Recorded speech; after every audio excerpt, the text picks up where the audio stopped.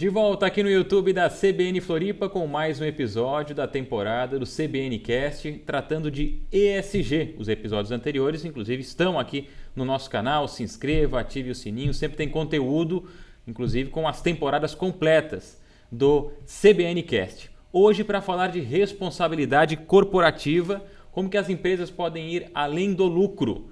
Tem as questões de projetos sociais e também a reputação da marca. Para falar sobre o assunto, a gente vai falar com a Gesana Fernandes Martins, agradecendo a disponibilidade aqui conosco. Ela é gerente de controladoria e contabilidade da Quantum Engenharia. Gesana, seja bem-vinda, muito obrigado. Obrigada eu, Matheus, pelo convite. É um grande prazer estar aqui falando desse tema de grande relevância para a comunidade. A gente fala de reputação da marca e ESG. São duas coisas que estão interligadas? Muito interligadas, né, Matheus? Eu acho que hoje o ESG ele é uma pauta de extrema importância nas empresas e que, de certa forma, de forma direta, na verdade, causa um impacto na marca, porque as pessoas, a comunidade, ela quer ver empresas que estão cada vez mais engajadas na comunidade, na sustentabilidade, enfim, que trazem impactos positivos de forma geral, né? O consumo em si, eu acho que são novos conceitos também. As pessoas hoje estão vendo um olhar macro sobre o produto para adquirir ou contratar um serviço, porque a gente pode colocar o valor ou o preço das coisas como algo que vai definir, mas não só, né? Não somente, né, Matheus? A gente vê que o consumo hoje ele vem mudando muito. As pessoas elas buscam não somente o produto ou o serviço em si, mas também o impacto por trás disso, né? Então, qual é o impacto que essa empresa está causando na comunidade? Então, às vezes, o preço ele é diferente do valor. E a tendência do consumismo é a gente ir cada vez mais para o valor e buscar aquilo que faz mais sentido, né? Para o nosso consumo, para o nosso dia a dia. Então, a gente acaba hoje vendo as empresas se preocuparem com esse tema aí, sustentável, esse tema de impacto social, transparência, né? Tudo muito envolvido com ESG. A responsabilidade corporativa, como que a gente poderia definir ela num conceito geral ou amplo também?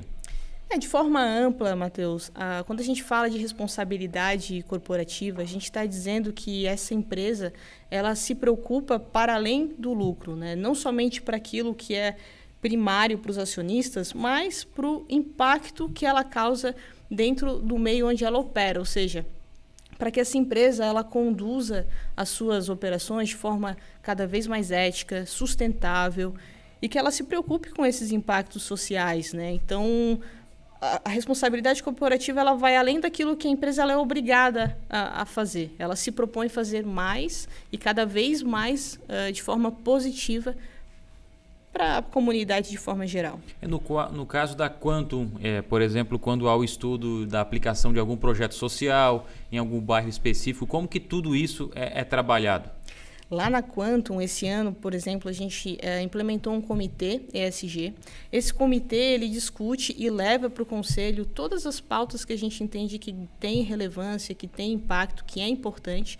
A gente trata de assuntos não só sustentáveis, mas também junto com a comunidade. Então, a gente avalia projetos junto à comunidade, de forma a trazer patrocínios ou engajar também os colaboradores. Esse mês, por exemplo, a gente teve uma ação muito bacana, que foi a limpeza das orlas. Então, todo ano a gente escolhe uma praia ou um determinado local, engaja os colaboradores, os familiares desses colaboradores para fazer a limpeza.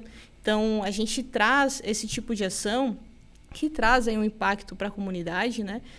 E também, quando a gente fala de sustentabilidade, a gente trata de temas como, por exemplo, esse ano, a gente está trabalhando numa substituição da frota para reduzir os efeitos de gases, né? Os gases estufas, aí, que também é um tema de bastante importância, um tema que a gente vem discutindo muito, onde a gente traz uma tendência de troca dos nossos carros de combustão para elétricos. Então, tudo isso é para a gente cada vez mais trazer impactos e minimizar, né, a forma como essa empresa ela pode trazer alguns reflexos dentro dessa comunidade e potencializar aquilo que é positivo, né? Então, dentro da Quantum hoje, esse comitê ele é de grande relevância e ele olha somente para esses temas.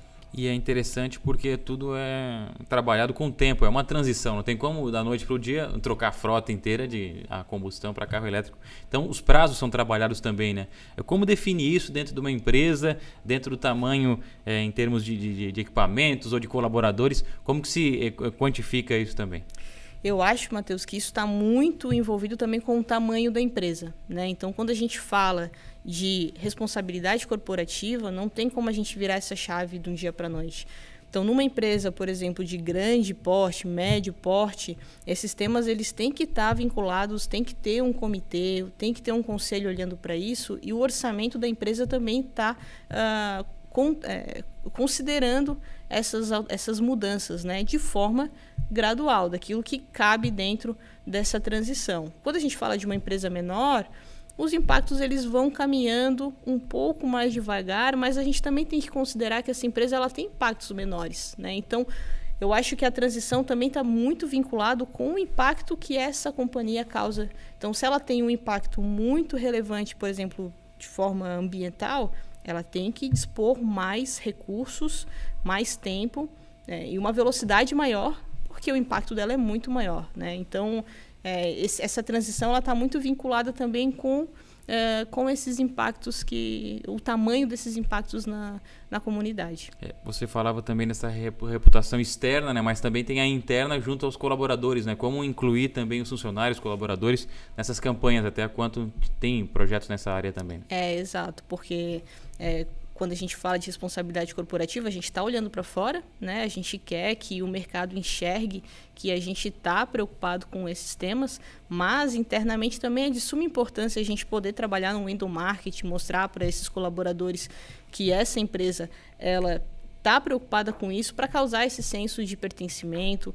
E a forma de fazer isso é justamente trazer ações que engajem esses colaboradores a participar e fazer diferença junto com a empresa, porque querendo ou não, a empresa ela é feita de pessoas, né? Então as pessoas elas precisam comprar a ideia, estar engajadas para que isso funcione e, enfim, que esse impacto seja de forma geral positivo para todos os envolvidos, né? E as tendências, né? A gente pode falar que é um caminho sem volta, por exemplo, quem que adota a responsabilidade corporativa não tem como voltar atrás, tem que avançar em alguns pontos, mas as tendências que devem vir agora?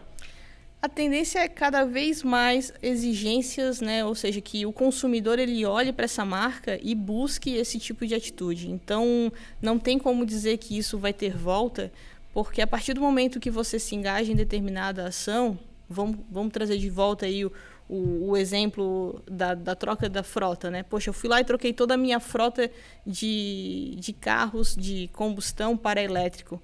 Em determinado momento eu volto para a combustão, isso traz um efeito muito negativo, né? O porquê que isso aconteceu. Então, quando a gente fala de responsabilidade corporativa, a gente não está falando para mostrar que a gente está mudando, ou seja, só pelo impacto em si, de forma superficial. A gente está querendo, de fato, trazer um efeito, né, positivo para a comunidade. Então, a gente se preocupa em trazer esse avanço de forma, uma transição de forma orgânica e que seja possível para justamente não retroceder.